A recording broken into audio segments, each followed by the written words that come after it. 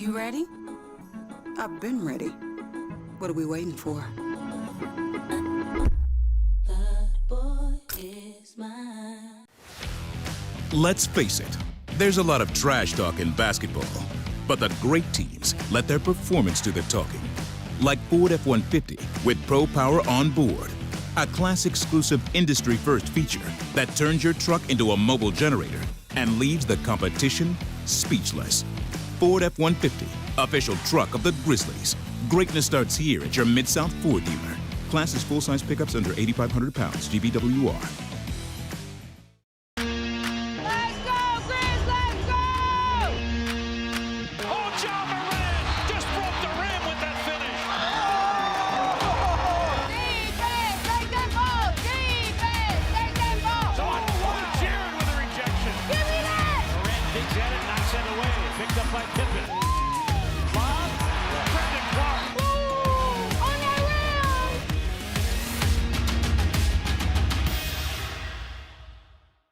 Sonic Radio. Welcome back to Sonic RNDIO. That spells radio with me, the CIO. This just in, the new Sonic $1.99 menu lets you build a crave-worthy meal for just $1.99 an item. Whether that's a creamy shake, crispy tots, or a quarter-pound double cheeseburger. This just out. Ostriches. They're mean, not very cute, and in my opinion, way too big for a bird. Don't miss the Sonic Fun 99 menu. 5 items, always $1.99. Live free, eat Sonic. Tax not included. See menu for details.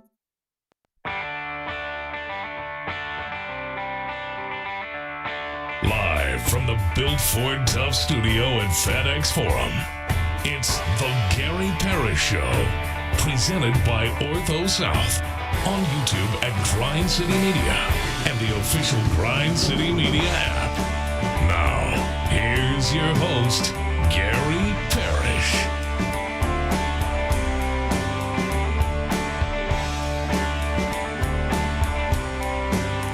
All right, I'm here. My name is Gary Parrish, speaking to you from the Built Ford Tough studio, FedEx Forum. We are in downtown Memphis. Bennett Doyle right there producing the program. Glad he's with me. Glad you're with me. Hope you're getting through the day best you can.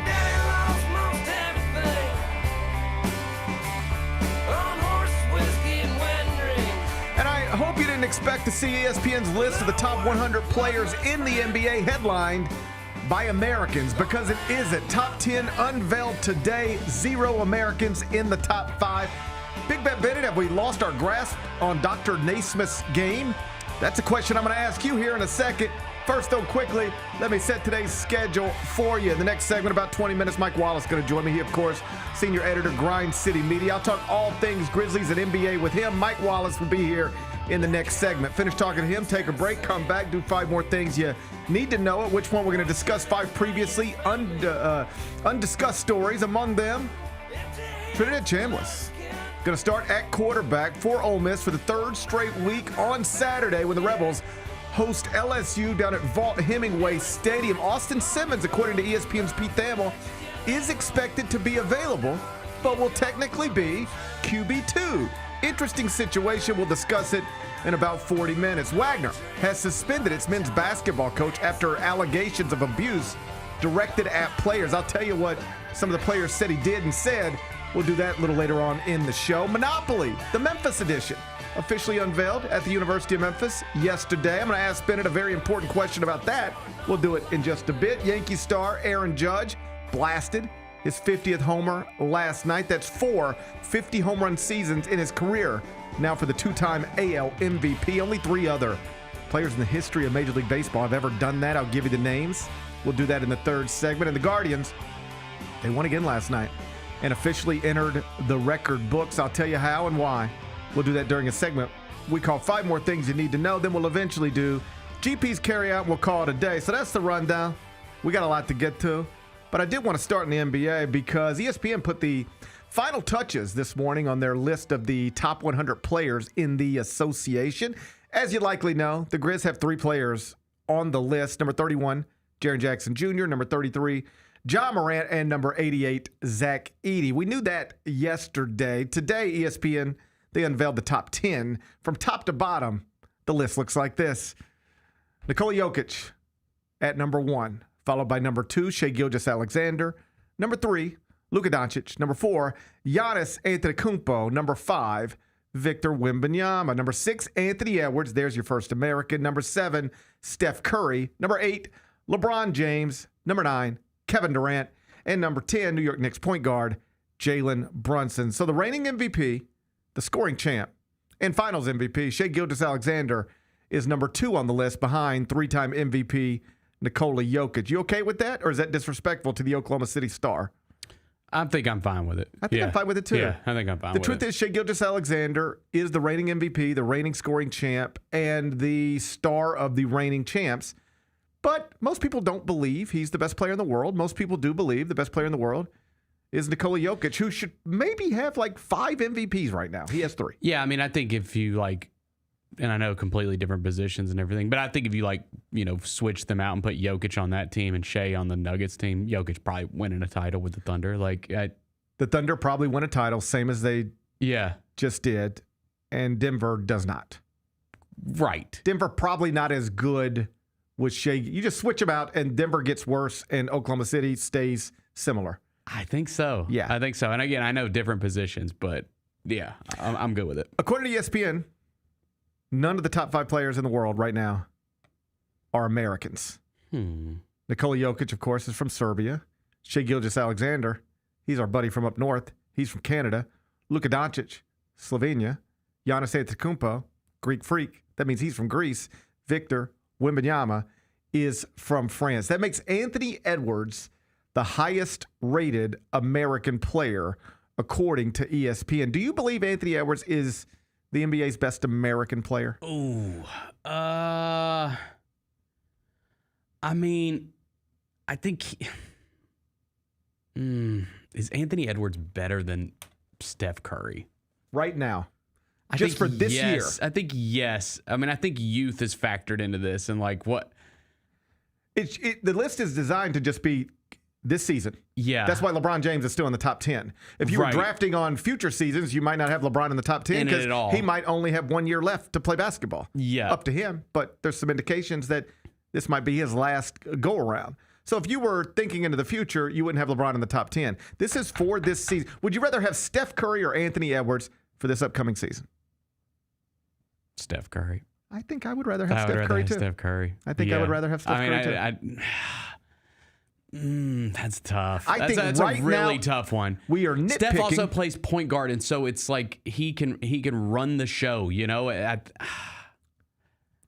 nitpicking, but I would rather have Steph Curry for the upcoming season than Anthony Edwards. And that means I think right now in this moment, the best American basketball player in the world, even at an advanced age, even if he's not quite what he used to be, I think he's still the best American basketball player in the world right now. I think that's Steph Curry. But ESPN says it's Anthony Edwards. I'm not going to argue with it. Year 5 was last season for the 24-year-old in Minneapolis. He did average a career-high 27.6 points, made a NBA best 320 three-pointers, shot a career-high 39.5% from 3, and led Minnesota to the Western Conference Finals for the 2nd straight year. So that's all good stuff. Then there's some not-so-good stuff, which is that he also led the NBA with 18 technical fouls and was fined. I didn't realize that. And was fined more than $400,000 for everything from obscene gestures to failing to leave the court after an ejection. Remember, he told the one dude in the stands that he had a bigger ding-a-ling than him. Oh, yeah, that's right. God, man. Which may or may not be true. It's none of my business. Still probably not something you should say to a fan, even if it's true. I'll allow it. You'll allow it? Yeah, I'll allow it. I need to know what the fan said. I did giggle. I mean, if you're trying to be the face of the league and the best American-born player in the world, does that stuff matter? All the texts, all the fines, frankly, all the children, some of whom he doesn't appear to have any relationship with at all. 4 children at the age of 24, reportedly 4 different mothers, all the texts, obscene gestures. Does any of that take away from you're going to be the face of basketball, but this is part of your face? Or do people just not care? I think that, I think the league would prefer that not be that none of that stuff be a thing. I think the league would prefer definitely for him to clean it up a little bit. Yeah, because I think that the league would be thrilled for him to be the face of the league. Because he's awesome and funny. Yeah. So he's got two amazing things going for him. He is awesome at basketball and super funny. But there is the other stuff.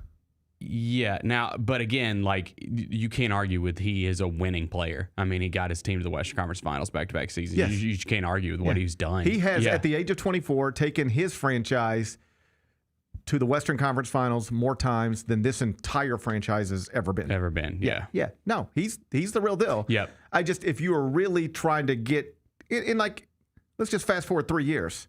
LeBron's gone. Steph maybe gone. KD maybe gone. Mm-hmm. Anthony Edwards is now 27 years old. It's like set up for him to be that if he's still performing at this level. Right. Yeah, I can't argue with it. I'm good with it. Let's get back to the Grizzlies. Okay. Jared at 31, Ja at 33. If healthy, Ja outperforms that ranking. You agree with that, don't you? Without question. That is a ranking just based on what we've seen lately. And if you read even what they wrote about Ja, even the words are like, we know. They almost like acknowledge, like first he sentence. Should not be right here. Yeah, yes. The way they worded it was he'll probably take issue with this and interpret it as a slight. But the truth is he hasn't been an all-star in several years and hasn't played much lately. I think one way they put it sort of summarizes things well. Here's a sentence from the piece. Top 100 players in the NBA with Ja Morant at number 33. It says, Ja Morant is one of just 6 players in the NBA to average at least 25 points and at least 7 assists per game over the past 4 seasons. Problem is, he's only appeared in 54% of the Grizzlies games over the past 4 seasons. So when he plays, he's awesome. Just hasn't played that much. Yeah, I mean, the guy ranked ahead of him is Franz Wagner. Right. And if you asked literally any NBA fan if they thought that, no offense, he's a great player. Franz Wagner's a great player. But if you ask any NBA player or any NBA fan who's the better player, Ja Morant or Franz Wagner, come on, everybody says Ja. It's not even close. They might say Ja, but then they might add on to that. Right, there's the stipulation. As long I get as he's it. playing. Yep. As long as totally get it. If you ask people who would you rather have, just take them right now, moving forward. It's an easy answer. Except I don't know if it's as easy as you think. Come on. I don't, because of the availability thing. That's what people would tell you. I would disagree. The best version of Ja Morant, you ready for this? I still believe this. The best version of Ja Morant is still one of the top 10, 15 players in the world. The best version of him. The best version of him. When he is on the court and playing at a high level, I'm not certain that there's 10 players in the world better than him. Yeah. It's also like, his injury situation is so different than say somebody like Derrick Rose had knee problems, right? Like that. But Ja, it's just it could be anything. Randomness, right? There is a lot of randomness to it, especially last year. Yeah. Which is something he, I think, accurately pointed out at the end of the season. Like, people can keep talking about I'm injury prone, but like it was all like unlucky stuff. Yeah, like somebody threw a ball at my foot. Yes. I got knocked out of the air. Right. So, but that's the thing. Like, if he does take offense with this ranking, interprets it as a slight, and it motivates him, and then good. Just keep adding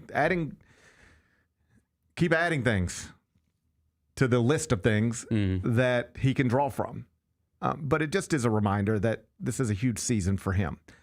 Him specifically, the franchise generally, but him specifically. He is too talented and too awesome when he plays to be outside of the top 30 of a list of NBA players. He is too talented, too awesome when he plays. Frankly, too much of a star to be that low on the list. The only reason he is that low on the list is because of the lack of availability in recent years. But if he's available and on the court, he outperforms that, no problem. Yeah, you tell me he plays 70 games this upcoming season, 65 games this upcoming season, I will tell you that if we re-rank him at the end of the year, he'll be significantly higher. It's without question the biggest storyline coming into the season related to this franchise. Like, there's a lot of question marks about, like, what is Tomas Islo's system going to look like? All these new faces on the team. How's the perimeter going to shake out? How's the big rotation going to look? Who's going to start? Like, all that stuff. those are big questions. The biggest thing is Ja all-star level, Ja potentially all NBA level Ja. That's the biggest storyline coming into the season for sure. I guess I'd bottom line it this way. If at the end of the season we re-rank top 100 players and you go, well, turns out ESPN was kind of right, then we got problems.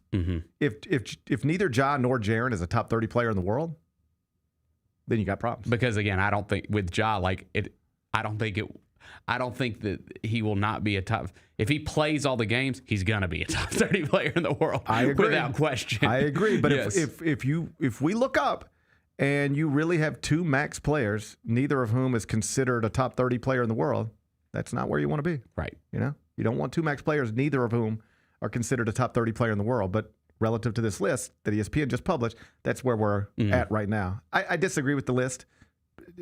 I do too. Ja Morant's better than that, but I get why they placed him there, and they sort of acknowledge it up front as well. It's the lack of availability thing. Hopefully that gets fixed this season, and we're not talking about it ever, ever, ever again. Michael Wallace is up next. How did they sell you on Memphis? I was really looking at the success that Memphis had, something I wanted to be a part of, and then the reputation Coach Silverfield and Coach Cramsey had as an OC, the things that he was able to do with Seth and the things that he's done in his career. I felt like that's something I wanted to be a part of, and I felt myself being able to excel in his offense. And also, I looked at the weapons around and everybody that I was going to be playing it with. The Chris Vernon Show, live on weekdays at noon on YouTube at Grind City Media and the official Grind City Media app.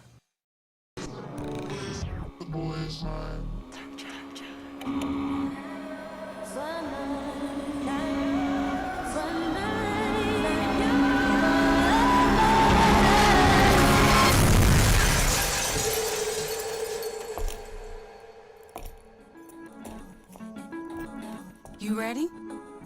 I've been ready. What are we waiting for? The boy is mine. Kroger shoppers and Grizz fans. Want exclusive last-minute discounted ticket deals texted straight to you? Sign up with the new Kroger Buzzer Beater deal. Fans can sign up by texting Grizz to 636-479 or visit your local Kroger store in the Delta Division and scan the QR code.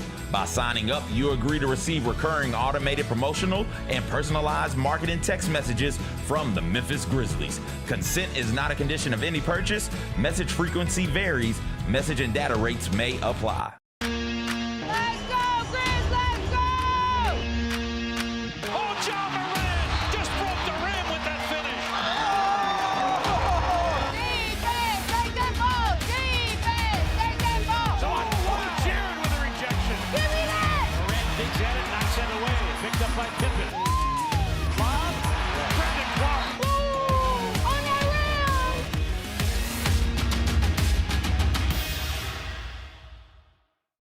Catch us if you can at Southland Casino Hotel and win your share of up to $1.8 million in free play and prizes. Join us for drawings every Saturday in May, June, and July.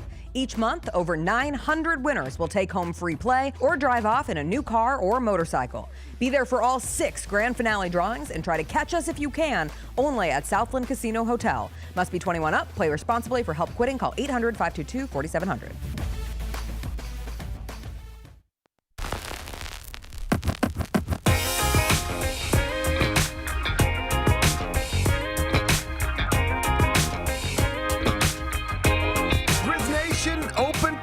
Presented by Tennessee Lottery. It's set for Saturday, October 4th at 1 p.m. inside FedEx Forum. Free admission for all fans. You can watch your favorite players compete in live practice and skills competitions. And this season, you can start the season off with opening night tickets available for just $9.01 only at the FedEx Forum box office during open practice. Let me make sure you understand what's happening there. You come to the open practice. It's free. It's Saturday, October 4th. While you're there, if you want to get opening night tickets, you can get them for as little as $9.01. And I don't want to make any promises to anybody, but my children went to open practice last year, and it is an opportunity for, it's general admission, and it's free. So it's like, you get there and you can get as close as you can get. Mm-hmm. And, my kids got to interact with Ja Morant and Jaren Jackson and It is cool. That you really do. Like, I think my kids came home with a John Morant autograph. It does not mean your kids are going to come home with a John Morant autograph, but my boys had a blast last year at the open practice. Again, it is Saturday, October 4th, 1 p.m. inside FedEx Forum. Free admission for all fans. And while you're there at the box office at FedEx Forum, if you want to buy opening night tickets, they will be available for just $9.01. Michael Wallace is a senior editor, Grind City Media. He joins me on Thursday. He's here right now. Michael Wallace is GP. How you doing?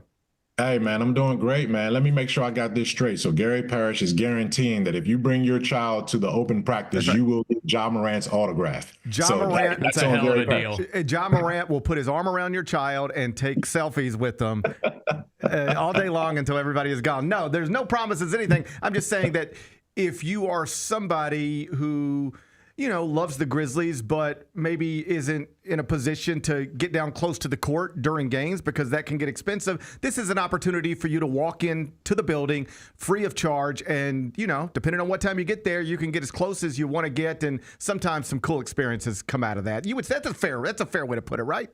Yeah, or you could just say, if you come, you will if you don't get John Morant's autograph, you will at least get Gary Parrish's autograph with you and your son. You at least get Gary Parrish's selfie and all of those kind of things. So one way or another, you can't lose. Let me ask you a question. I thought about this.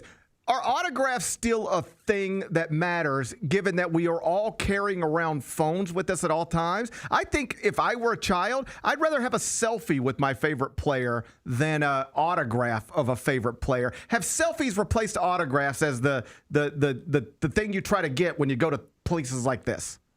Certainly in terms of being able to show it off, right? It's much cooler to be able to show off a selfie you took with someone than to show off the autograph, because nowadays, who knows who really signed that thing? And, and athletes, I know for a fact, aren't using their full signatures anymore. So you don't even know if that is that person's autograph from that standpoint. But you're right. I definitely agree with that. But no, man, all jokes aside, it is a very, very cool event. I know it's a live read and you did a great job with it. But the open practice, man, is so intimate. Like you said, you go into the building, there's no 200 level or terrace level. If you get in there, you're going straight down to the bottom, and you get to see these guys dancing. You get to hang out with them a little bit, and they're there for you. That's why it's an open practice, because the players, the teams, the coaches, they're all there for the fans, and it'll be a great experience if you get in there. Plus, you get that ticket for $9.01. Where else are you going to see John Morant, a superstar, Jaren Jackson Jr., or anybody in the NBA for $9.01 to get in the door for opening night? That says a lot right there. So ESPN put the final touches on their list of the top 100 players in the world this morning. They unveiled the top 10. The top 5 players are all non-Americans. The highest rated American-born player is Anthony Edwards at number 6. I'm not talking about futures. I'm talking about right now in this moment. Do you believe Anthony Edwards is the best American-born basketball player in the world? Anthony, no, I don't believe so. I don't. I think Jason Tatum is better than Anthony Edwards. I think Paolo Banchero will soon be better than Anthony Edwards as soon as this year. And that's not to, disparage Anthony Edwards. I like him. He's a good player. I just don't know how much, he's considered, maybe head and shoulders above everyone else. He is certainly a top 10 for sure, but he wouldn't be my choice for the best American player from that standpoint. But what it does say is that, listen, man, the world has come. The world has caught up. And I don't have a problem at all with the top 5 players in that ranking being non-American players, because frankly, I couldn't figure out who I would move out of that top 5 to put an American-born player right up in there. It's something we as Americans, not you and I necessarily, but the people who are, running basketball in this country, is it something we should pay attention to? It didn't used to be this way. Once upon a time, this sport was ours. And now the best players in the world, they're not born here. And I've heard, whether it's college basketball coaches or NBA players, just people who are familiar with the Americanized system of youth basketball, they think on some level that the way we bring players up, grassroots, playing all the time, practicing very little, has had an impact on a grander scale. And it is the main reason, or at least among the reasons, why we don't dominate the sport of basketball the way we once did. Do you subscribe to that at all? I can see that side. I can see that perspective, but I will also counter that perspective with the fact that, Luka Doncic was playing professional basketball at 14, right? 14, 15 years old, right? Overseas, Giannis Antetokounmpo was playing against grown men who smoked cigarettes at halftime when he was a young kid, right? And this is coming from Chris Wallace, who scouted Giannis a long time ago when Giannis was just a teenager over there in Greece or whatever. So, the international superstars and the international players are playing with grown men at a much earlier age, whereas American youth, they're playing with kids their same age. The AAU systems and the EYBLs, you're pretty much grouped in your same class. So you're not getting that kind of exposure as early as some of these foreign players who emerge as superstars. So there's different ways to look at it. I certainly think that, American-born players reach a level of success and access and just money and fame and fortune.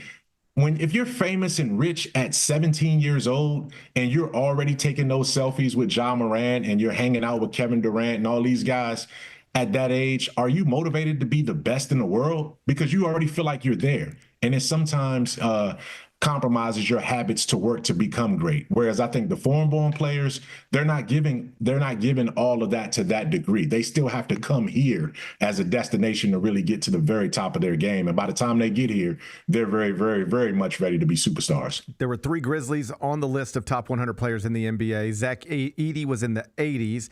Ja Morant and Jaren Jackson were both in the 30s. Jaren 2 spots ahead of Ja. Ja at 33.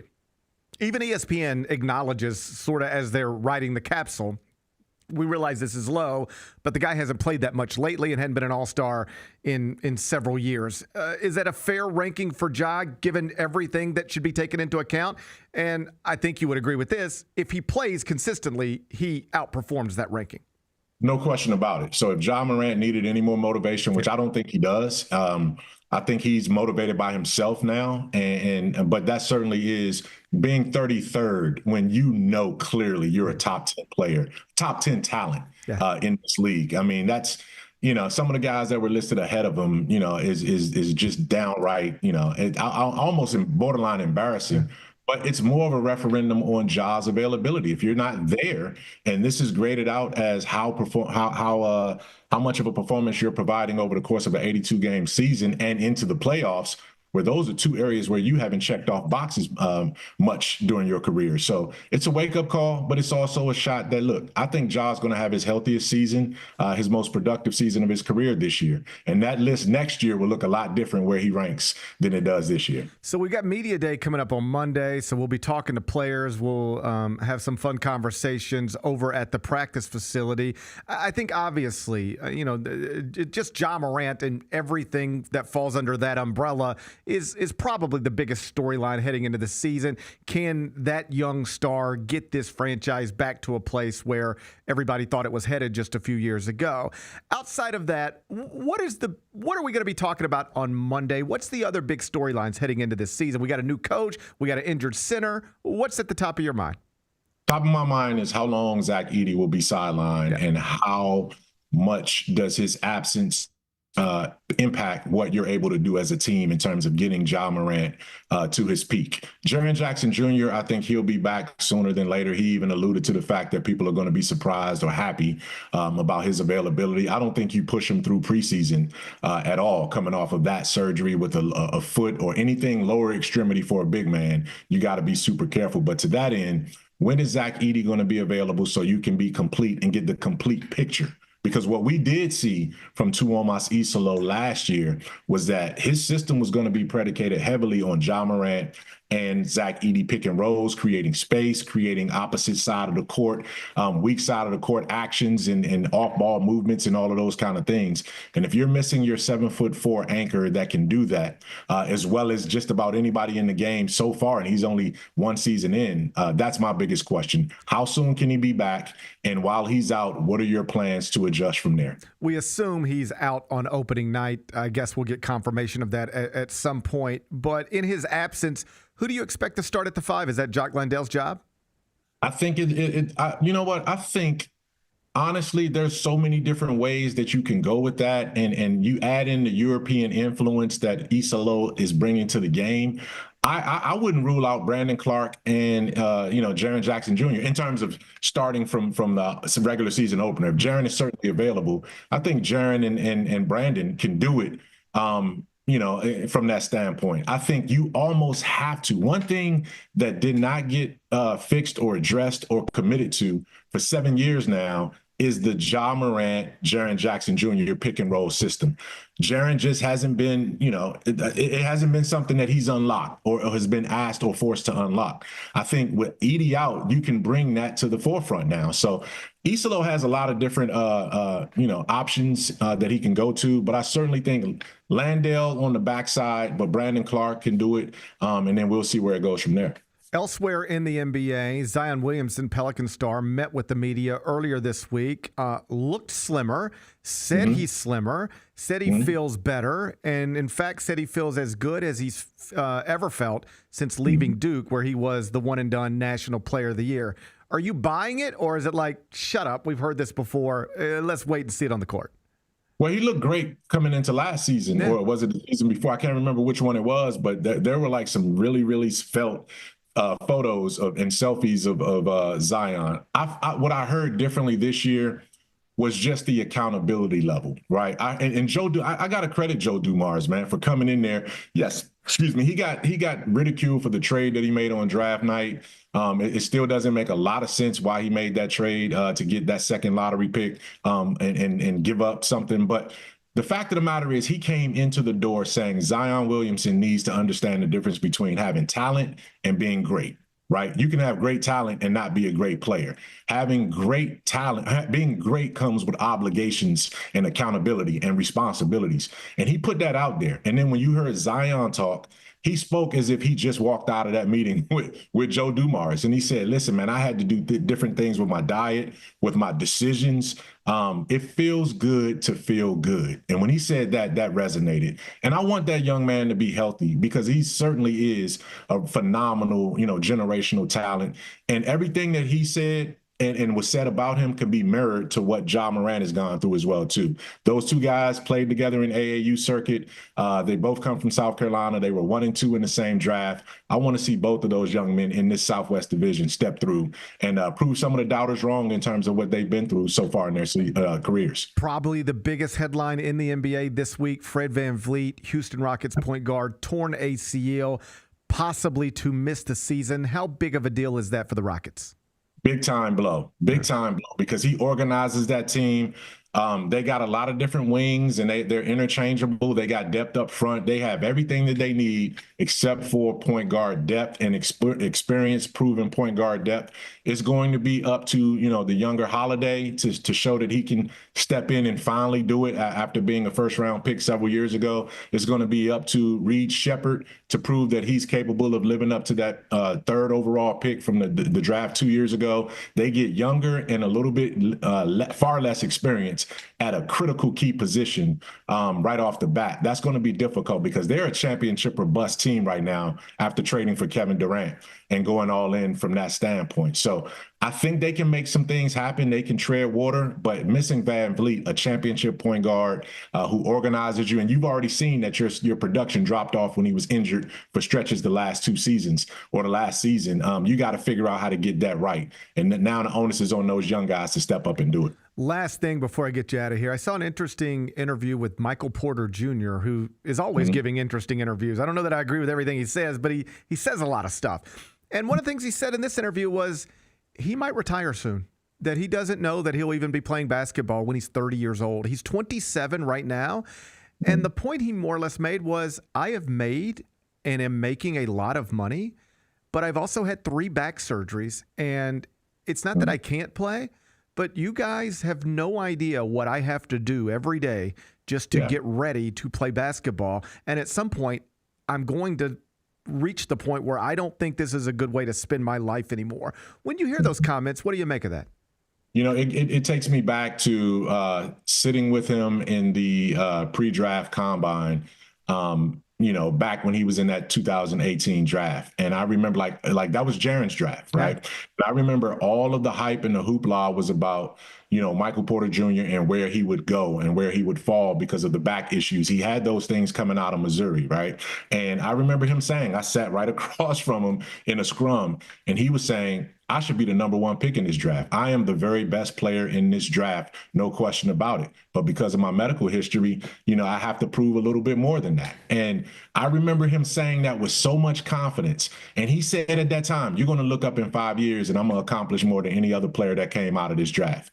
And he won a championship. Obviously it was Jokic and Murray, but he was on that team. He was the 3rd best player on that team. Maybe 4th if you Aaron Gordon, but he was right there. He was a starter, a contributor, and he did. He was the first guy from that class to win a championship. Now Shai Gilgeous-Alexander has done it as well too this past year, but he's a very, very intriguing guy. I understand what he's gone through, and he's right. He's made so much money. He's made $100 million or whatever, and he might not want to do this. His family has certainly had their issues.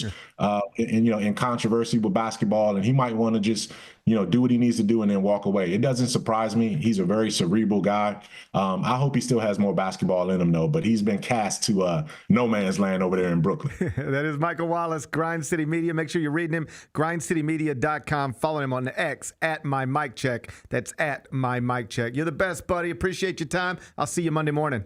All right. Thanks a lot, man. Bye-bye. That's Michael Wallace, Grind City Media. I watched this interview with Michael Porter Jr., and I was like, I totally get it. Totally get it. Yeah. I would hate to be a Nets fan. Dude. Because, okay, you know why? And I don't know how many diehard Nets fans there are out there. I don't know. I'm not going to pretend. There are not many. One of the big calculations Kyrie and KD made when they went to Brooklyn was they thought they were going to New York City. Yeah. And it technically is. Brooklyn is New York City. But the difference between being a Knick and a Net is like the difference between being a Dodger and an Angel. Yeah. Because the thing is guys that have, that play here and have been through here, and you see this all over you heard Devin Booker talking about how much he loves Phoenix yesterday at their media days. You obviously have had so many guys here over there talk about how much they love just being a part of the Grizzlies franchise, being a Memphis Grizzly. No one has ever claimed being a Brooklyn Net. It's never been a thing. You see some I can't think of a player that has been there that there was like a star player that really repped the hell out of the Brooklyn Nets. You know what I mean? Well, this dude's talking about retiring. It's their big offseason acquisition. Well, you saw some of that. They trade Michael Porter Jr. to Brooklyn, and now he's thinking about retiring. You saw some of that on the internet yesterday. But I understood where he was coming from. Most people work out of necessity, right? That's why most people have jobs, because they because they have to have the job to survive, to live, to have the resources to do the things they want to do in life. Most people who get up every morning and go to work don't do it because this is what they want to do today. It's because this is what they have to do today. Yeah. I'm actually fortunate. I like coming to work. I like doing my job. I won't pretend that I love every single thing that I do in my profession every single day, but hand to heart, I enjoy preparing a show. I enjoy thinking about a show. I enjoy executing a show. I don't want to say I would do it for free, but I enjoy what we're doing right now. I'm having a good time doing this. Me too. Thank you. But if you ever get to a point where you don't enjoy what you're doing, and you're also at the point where you don't need the paycheck, why would you keep doing it? This is more or less what Jay Wright decided. I've heard other coaches say similar things. I don't enjoy my job anymore. And I have enough money. Woj, this is what Woj did. Woj said, I don't want to live this way anymore. I mean, you could actually take the Woj story and the Michael Porter Jr. story and sort of line them up. You know what Michael Porter Jr. said while explaining why he might retire before the age of 30?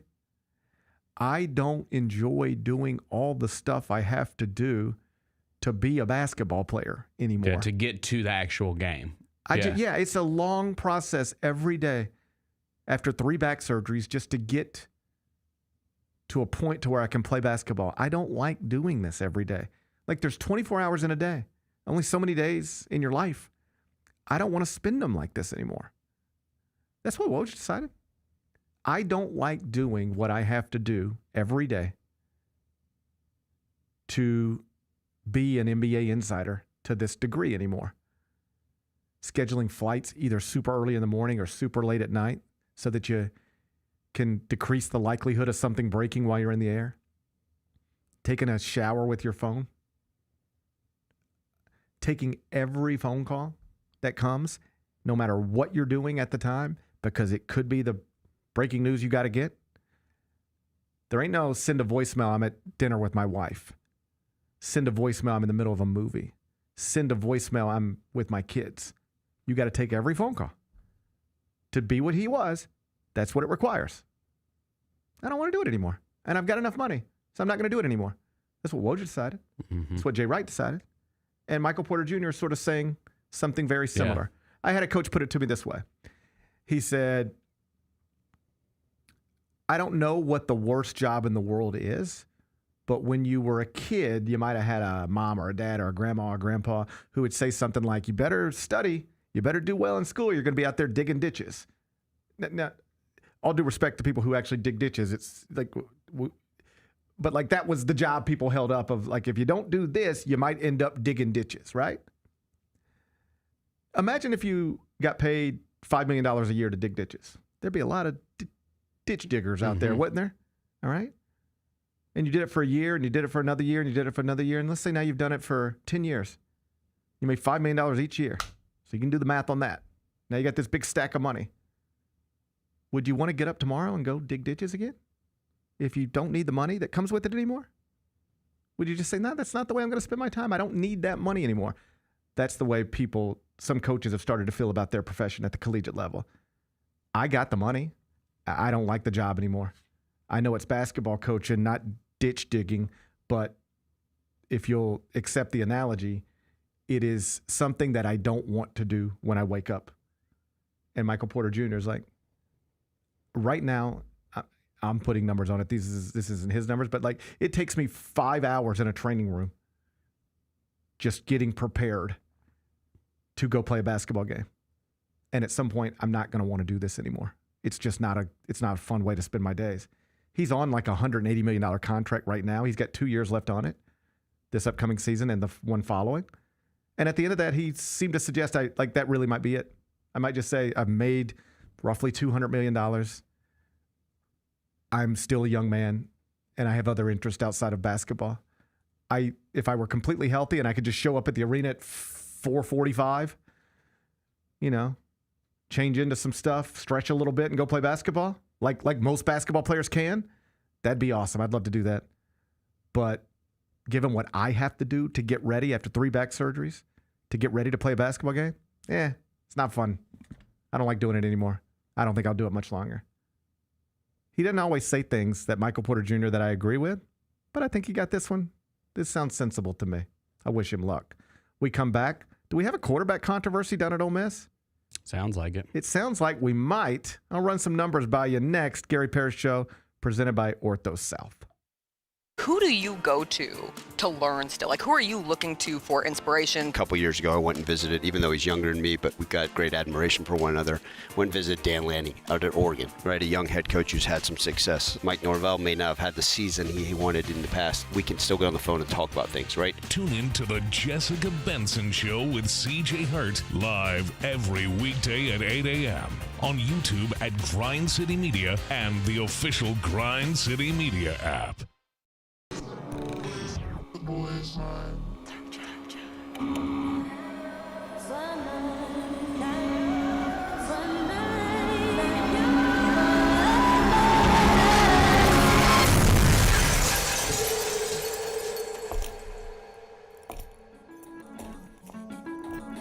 You ready? I've been ready. What are we waiting for?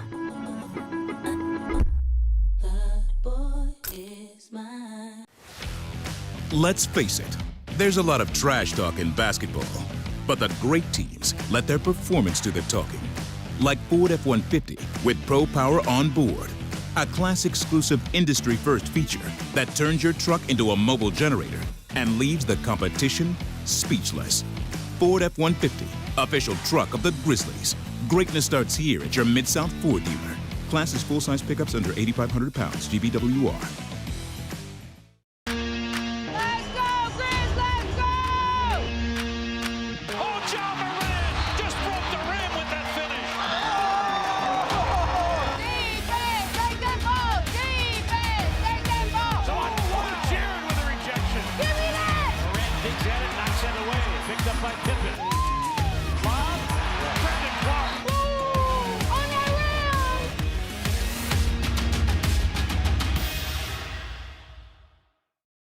Catch us if you can at Southland Casino Hotel and win your share of up to $1.8 million in free play and prizes. Join us for drawings every Saturday in May, June, and July.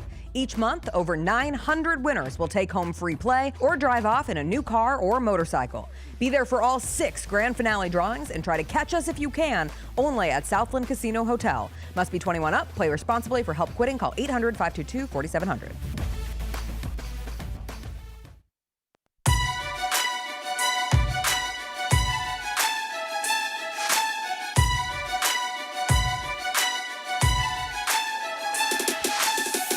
Orthopedic injuries can be unpredictable, unforeseen, and unscheduled, and Ortho South understands this better than anyone. Since your injuries don't make appointments, you don't need to either. That's because Ortho South welcomes walk-ins during the weekdays and the evenings, and even on Saturdays. So next time an unforeseen injury makes an unscheduled appearance in your life, visit orthosouth.org to find your nearest urgent care location. Just walk in, and Ortho South will take care of everything, especially you. Learn more at orthosouth.org. That's orthosouth at orthosouth.org. Now, I got 5 more things you need to know. Number 1. ESPN's Pete Thamel is reporting that Trinidad Chambliss is expected to start for the 3rd consecutive game for Ole Miss this weekend when the Rebels host LSU down at Vaught-Hemingway Stadium. Austin Simmons, the young man who was QB1 entering the season, has been dealing with an ankle injury, is still not 100%, but according to Pete Thamel, available to play this weekend. He just will not start this weekend. Austin Simmons is on the depth chart, at least heading into the LSU game, QB2, Trinidad Chambliss, QB1. Do we have a quarterback controversy in Oxford? I mean, I don't know how controversial it is. It sounds like Chambliss just came in and took his job because he got the 2 better wins of the season, right? Against Tulane and Arkansas, I would say.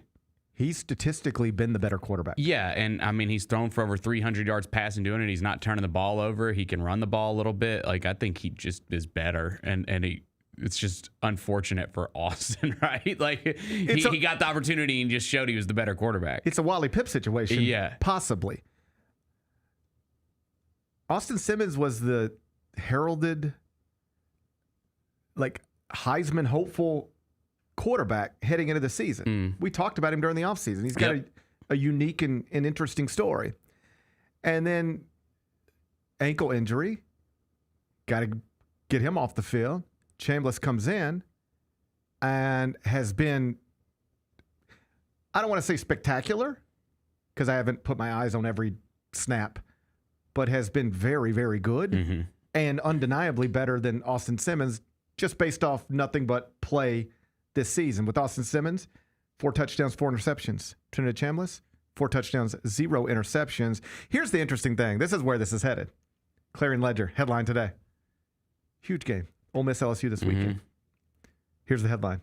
Is Trinidad Chambliss better than Austin Simmons when both are healthy? Ole Miss quarterback stats comparison. Like, this is where we're at. We're already, and if Chambliss, leads Ole Miss to a win over LSU this weekend, even though Lane Kiffin has said Austin Simmons is QB1 when he's 100% healthy, you're going to have a hard time going back to that. I think so, too. You'll have a real hard time. And Chambliss, like, it ain't, like, he won a Division II championship last year, national championship last year. This guy has won, not at this level, but sometimes it can just translate, and it might be translating. I don't think they expected to have this kind of, I bet they didn't expect they'd be having these conversations on September 25th. And yet here we are on September 25th, and the guy all offseason they believed was going to be their starting quarterback gets hurt, and the guy that replaced him at least looks and statistically is a better version. A similar type of quarterback, but might be a better version. Mm-hmm. Keep your eyes on it, Bennett. I will. Keep your eyes on it, Bennett. LSU in. and Ole Miss this Saturday, Vaught-Hemingway Stadium. Number 2. Did you hear about this Wagner basketball coach? I did. I saw this yesterday. Okay. Donald Copeland is his name. And he's now being investigated by the school for mistreating players and verbally abusing them. Zach Braziller at the New York Post had the story yesterday afternoon. The allegations are wild. Summer workouts, all off season. Do you know what wasn't allowed at practice? What? A few things you got to have at practice. We can agree on this, right? Basketball practice. Let's name some things you need to have. Jerseys. Basketballs. A goal. Yeah. Hopefully more than one. Hardwood. Yeah. Water. Yes. Got to stay hydrated. Not at Wagner. Not at Wagner. Guess what wasn't allowed at Wagner basketball practices? They didn't allow water? Aqua. No I don't water. think you can do that in the year 2025. Now, I want you to be running. I want you to be running, playing basketball, and then I want you to get thirsty. And I want you to ask me, as your coach, if you can get some water. And Coach. I'll play the role of Donald Copeland. Coach, I'm tired, Coach. Can we do a water break, please? Are you thirsty? Yes. If you're thirsty, drink your spit. That's what he allegedly said. If you're thirsty, drink your spit. He told these young men to drink spit. Turns out drinking spit is not the best way to stay hydrated. It's not. Because multiple players passed out. Oh, my God. And one player had to be taken to the hospital.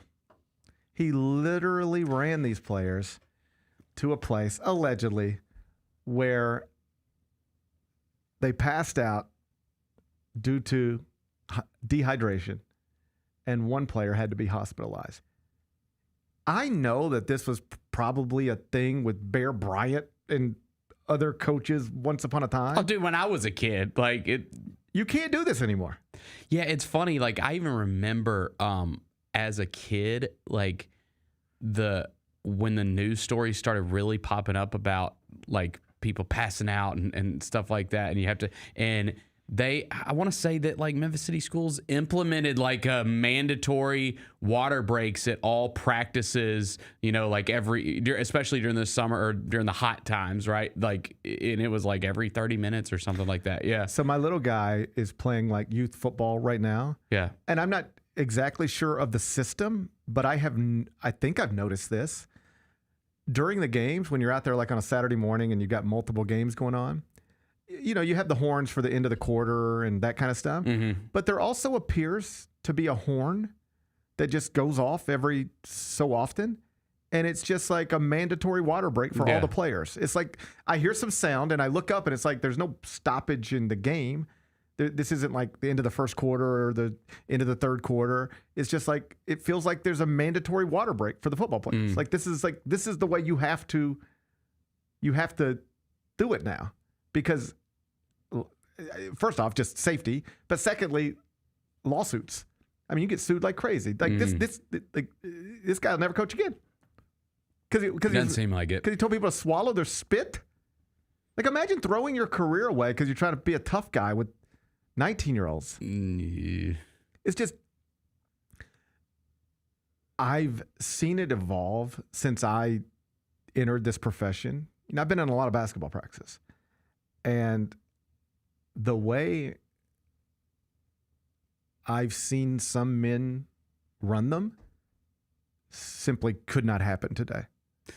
Yeah, I mean, like you would be, if I'm not pinpointing John Calipari specifically, I only bring him up because I was in most of his practices while I was the beat writer.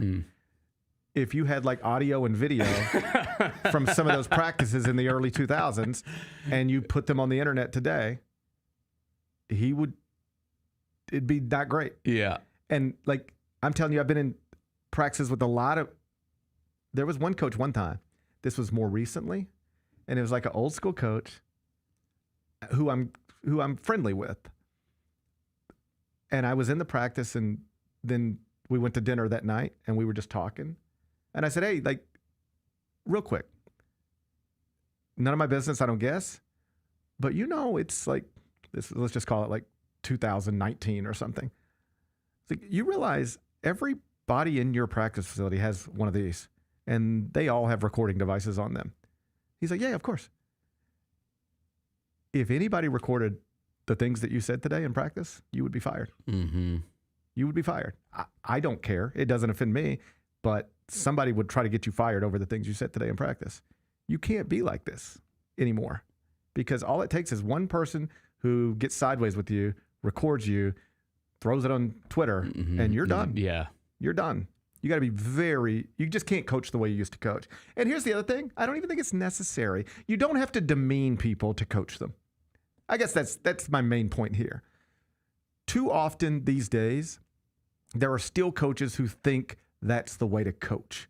To get the best out of somebody is to beat them down, is to yell and scream and cuss and demean and insult. And I just know too many very successful and accomplished coaches who don't do it that way at all.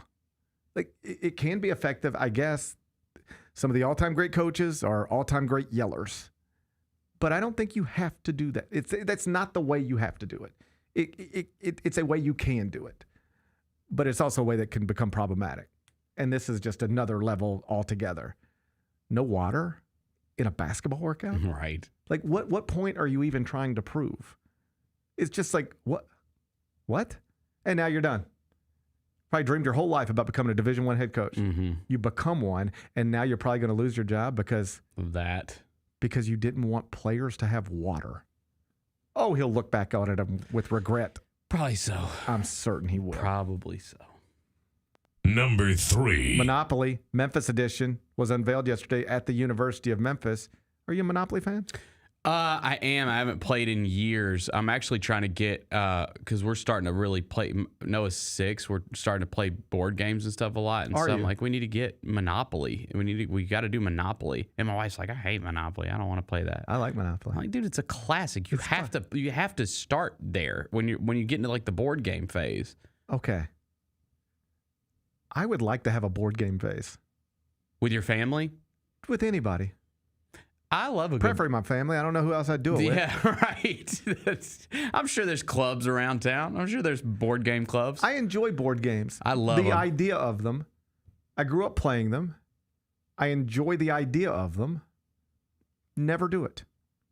Why? Why don't I sit down and play a board game?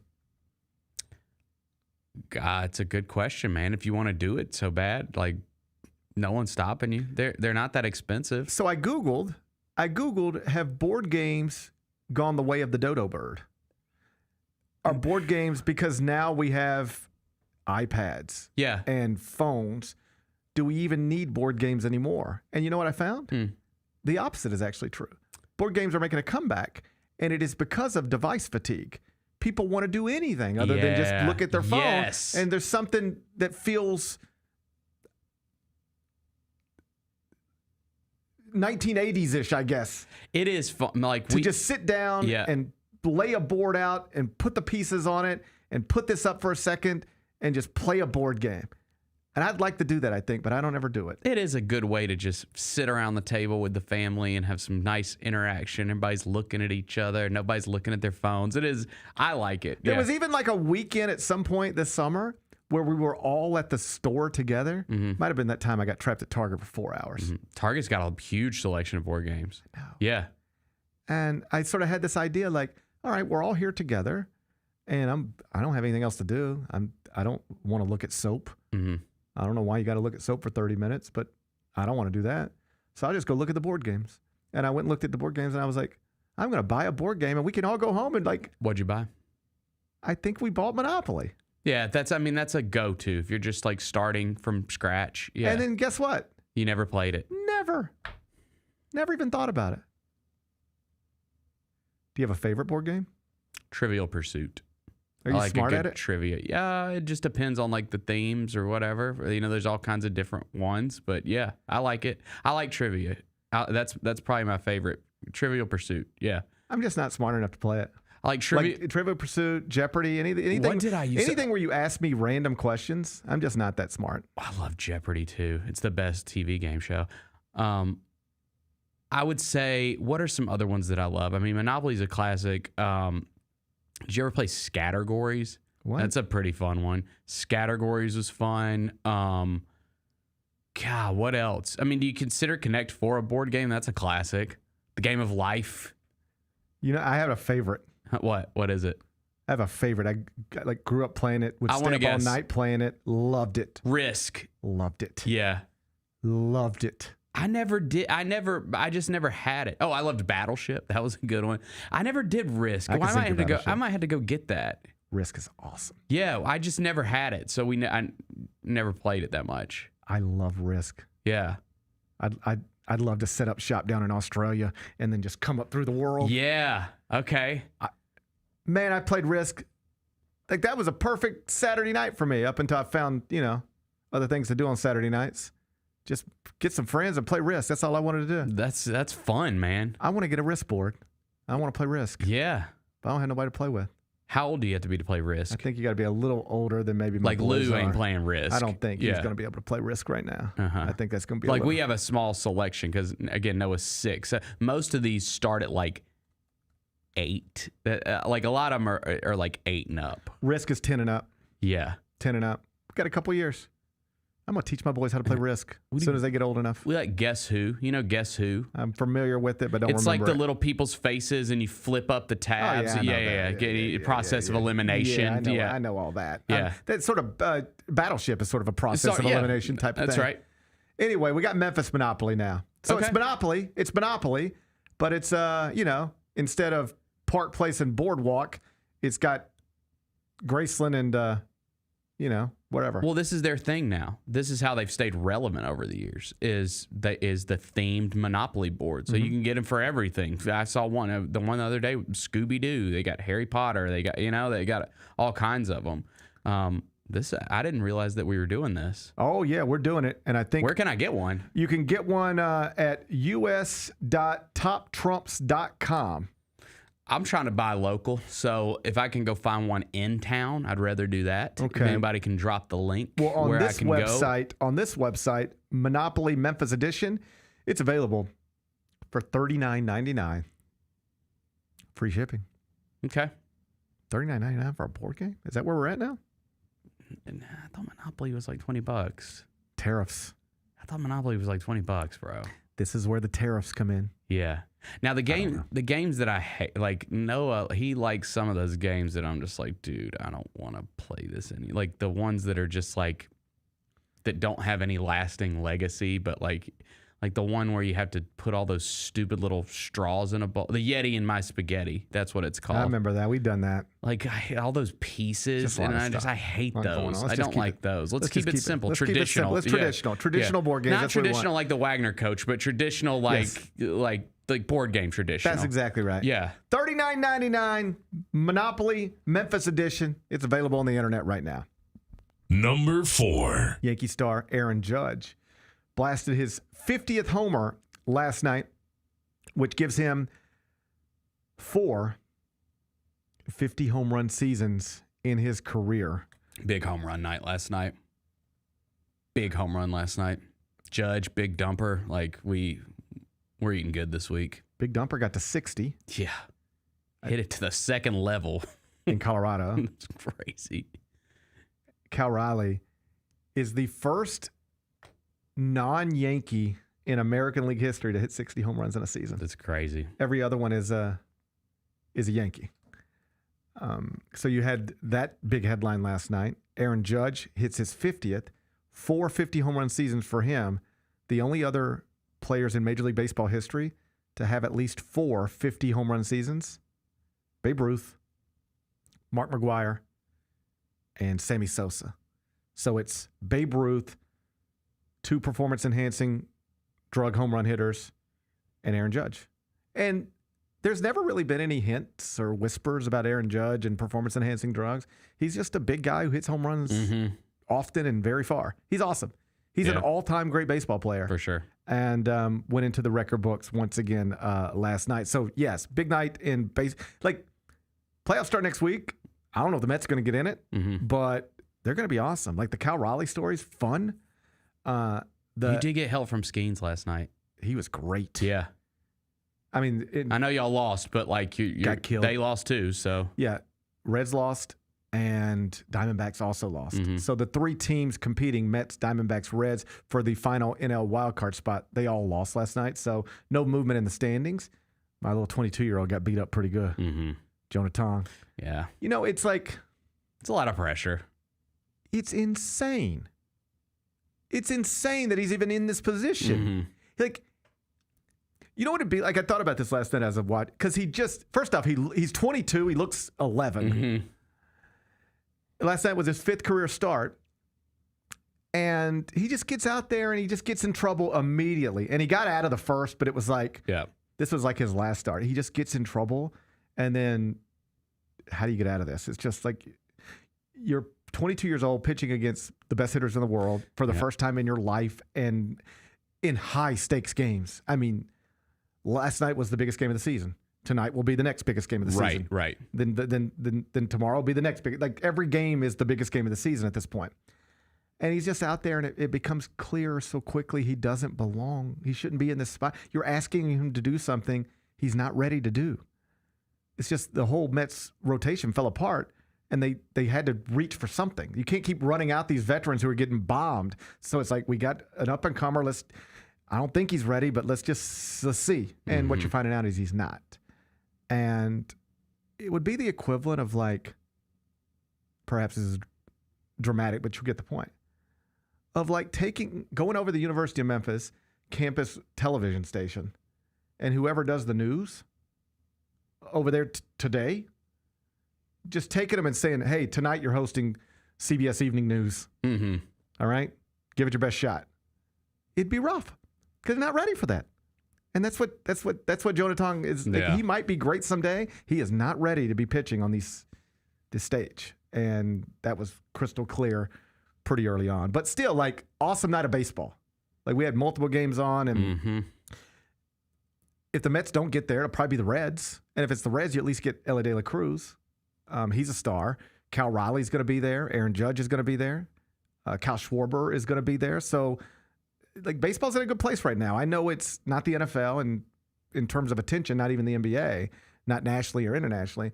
But there's some neat baseball stories emerging right now, and Aaron Judge blasting his 50th home run last night, certainly on the list somewhere. Number 5. Speaking of great stories, the Guardians won again last night. The final score was 5-1, and just as soon as they completed that victory, they went into the record books because they are now alone in first place in the AL Central, and they are the first team in the history of Major League Baseball to ever be 15 and a half games back in their league or division, 15 and a half games back in the standings at some point in the season, and erase it completely to become the division leader or league leader at another point in the same season. That had never happened, ever, in the history of baseball.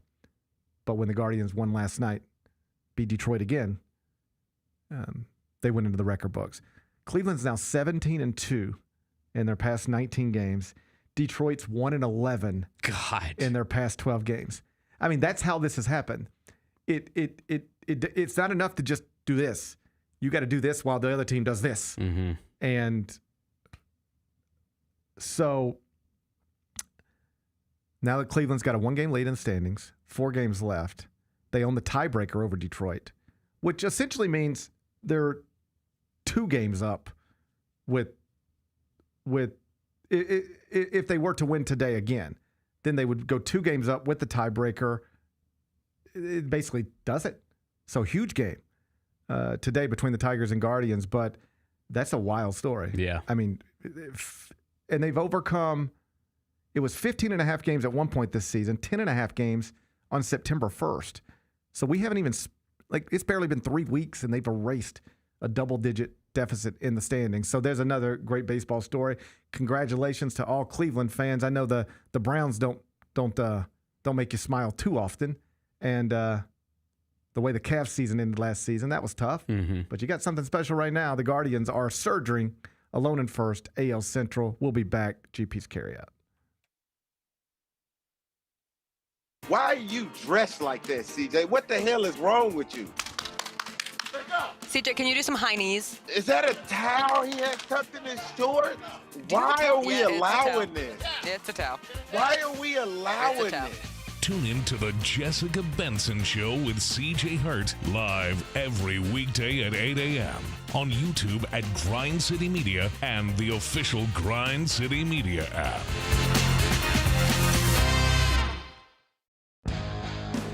Grizzlies fans know it's the team that gives you the edge. Big River Steel does too. And much like the Grizzlies have recruited legendary talent, we want you to be part of our team. Are you ready to be part of something legendary? Then visit www.bigriversteel.com.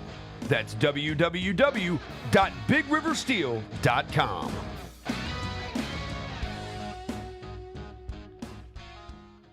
Kroger shoppers and Grizz fans. Want exclusive last-minute discounted ticket deals texted straight to you? Sign up with the new Kroger Buzzer Beater deal. Fans can sign up by texting Grizz to 636-479 or visit your local Kroger store in the Delta Division and scan the QR code.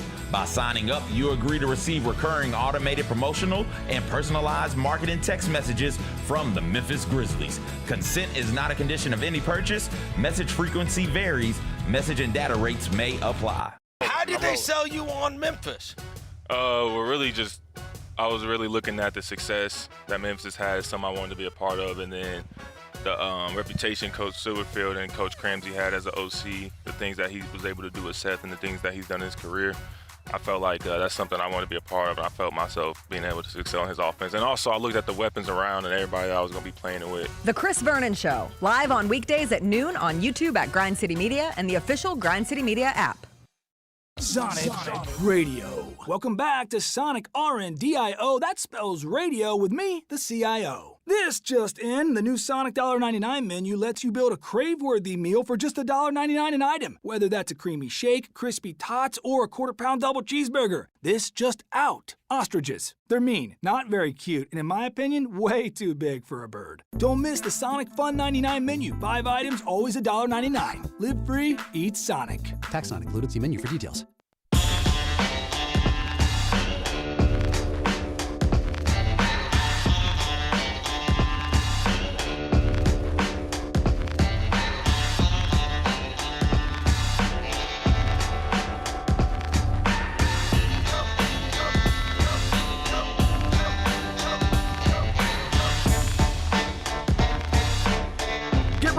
Season with the Grizzlies Media Day show presented by Ford and your Mid-South Ford dealers. That's coming up on Monday. You're going to tune in live this Monday, 10:30 a.m. to hear from Grizzlies players as they sit down with your favorite Grind City Media talent, including Big Bet Bennett. Catch all the action on the Grind City Media app and on the YouTube channel. That's Monday morning, this Monday, September 29th at 10:30 a.m. Let's wrap this up with GP's Carryout. It's time for GP's Carryout. One final segment filled with stuff to take with you. It's not everything you need to know, but it's most of it. What did we miss today? Hey, did you hear? We got a new restaurant opening in the neighborhood. No, I did not hear. We got a Chick-fil-A less than 2 miles away now. Oh, yeah, I've seen them building it for the past couple of weeks. I don't drive past that way to get here anymore, but I saw it the other day. We got a new Chick-fil-A. It's in Uptown. It opened this morning. It's basically a mile and a half north of us, I guess, just Kyra straight down this morning. Danny Times. Kyra said she went to Chick-fil-A this morning. Was it as good as every Chick-fil-A typically is? Lived up, yeah. Kyra says it lived up to the standard. Lives up to the standard. It's actually a neat story. A young woman named Cece Glenn is the local owner, and she went to high school just a few minutes away. This is her community. Oh, cool. She's bringing something awesome to her community, and I read a little bit about her, and seems to, that in and of itself is just a neat story. A young woman from Memphis who grew up in that neighborhood is now the owner of a Chick-fil-A in that neighborhood. CC Glenn, congratulations to her. Congrats. So let's go support our local Memphian, our native Memphian. and our new Chick-fil-A in Uptown, right there by St. Jude, just down the street from Cozy Corner. So congratulations to her, and if you need a chicken sandwich, well, now you can get one downtown. Just drive a little bit that way. What's today's biggest game? Thursday night football. Yeah. Seahawks and the Cardinals. Prime Video, 7:15 p.m. tonight. State Farm Stadium, Glendale, Arizona. The Seahawks are 2-1. Cardinals also 2-1. Seattle, 1.5-point favorite on the road. Total is 43.5. Big Bet Bennett, after you won with the Cubs last night, how you going to act tonight? This one's weird. Why? I mean, the Seahawks just blasted the Saints. The Saints aren't very good. Cardinals lost to the 49ers. They're both 2-1. It's kind of, I feel like it's screaming to take the Cardinals at home. And that's why I'm going to go the other way and go Seahawks. Bennett's not going to fall for your little tricks. It feels like some trickery's going on here. You're not going to fall for that. Doesn't that feel like a little trickery? I think we once upon a time called it funny business. I don't know if this qualifies as funny business. I don't spot funny business here. Yeah. I don't spot funny business Seems here. like trickery to me. But you're not going to fall for that, are you? It just seems like trickery to me. I mean, the Seahawks are playing well since losing their opener to the 49ers. Yeah. Let's go Seahawks. Big Bet Bennett says he's taking Seattle -1.5 on the road. Kick is tonight, 7:15. You'll be able to watch that on Prime Video. What are we watching on TV? Are you up to date on Task on HBO? I'm not caught up yet. No, I'm not caught up. I think we just have one episode. We missed the most recent episode. There's been 3 so far. Yeah, we haven't seen the most recent one. Watched it last night. Once the Mets went down 1 million. It's good. I said we can move the Mets over to the small TV and focus on a television show. We turned on Task. It is good. 95% approval on Rotten Tomatoes. It's Mark Ruffalo. For people who don't know, it's the new Sunday night HBO show. So it comes on Sunday nights, and you can obviously stream it on the HBO Max app. It's a limited series, 3 episodes in so far. The premise is Mark Ruffalo is like an FBI agent who's had some, let's just call it family problems. He's down on his luck a little bit. Things haven't been going so smoothly for his family. And so now he's sort of in a, reduced role. Kind of like, I think the first scene you see is he's recruiting possible employees for the FBI, like job fair type looking thing. Yep. Anyway, they create this task force because these drug houses are getting hit over and over again. And so it's his job to try to figure out who's doing this. And then you also are familiar with the people who are actually doing this and their motivation, and a lot going on. But pretty good. 95% approval on Rotten Tomatoes. So if you're looking for a new show to start, that's the one that's dominating HBO Sunday nights right now. Task. 3 episodes in. They're all streaming on the HBO Max app. What's the best thing we've read? Candid Coaches series continues today over at CBSSports.com. We asked roughly 100 college coaches to tell us who they believe will be the best player in college basketball this upcoming season. And somewhat surprisingly, Braden Smith at Purdue got 51% of the vote. Not surprised that he was the leading vote getter. He's a reigning Big Ten Player of the Year, consensus first-team All-American who is back in school. Easy. But more than every other coach who responded with Braden Smith. 51% of the vote is what he got. And no player in all the years we've been doing this has ever gotten that much of the vote. When we ask the question, who's going to be the best player in college basketball this upcoming season? Even Cooper Flagg did not get that much of the vote. So second on the list is JT Toppin, 14%, followed by Darren Peterson, AJ DeBansa, Donovan Dent, Cam Boozer, and your old buddy Yaxel Lindeborg. Forgot about Yaxel. Got 4% of the vote. He's now at Michigan. Interesting. There were only 3 consensus first or second team All-Americans who returned to school for this season. One is Braden Smith. He was the leading vote getter. Another was JT Toppin. He was the second leading vote getter. The third is PJ Haggerty. And though he did get a vote, maybe 2 votes, he did not crack the top 7 and was actually got outvoted by Yaxel Lindenborg, who he beat out last year to become the American Athletic Conference Player of the Year. So PJ Haggerty off to Kansas State, and a little bit of I don't know if people just forgot about him or don't care about him now that he's at Kansas State, but just based off of this, there should be no returning players in college basketball ahead of him other than maybe Braden Smith and JT Toppin. And yet there's multiple returning players ahead of him. Braden Smith, JT Toppin, Donovan Dent, and Yaxel Lindenborg at least. If you want to see all the numbers and the words that Matt Norlander wrote about it, you can find that. It's on the homepage right now, cbssports.com. What's on tap for tomorrow? Well, tomorrow will be Friday. That means Jessica Benson is going to jump in here, sit in studio with us. She'll help us get ready for a busy and big weekend of college football. Get you ready for the NFL. Get you ready for the final weekend of the regular season in Major League Baseball. And the Ryder Cup gets going tomorrow. Oh, yeah. Okay. Right on. USA. I might root for Europe. I haven't decided yet. Really? I might. I'll root for the USA. I haven't decided yet. Okay. I haven't decided yet. I'm gonna figure that out later on today. Some patriot you are. Well, it's complicated. It's complicated. Enjoy the rest of your day. I'll try to enjoy mine. We'll meet back here tomorrow at 10. Till then, be careful. Be kind, be good. Rep your hood.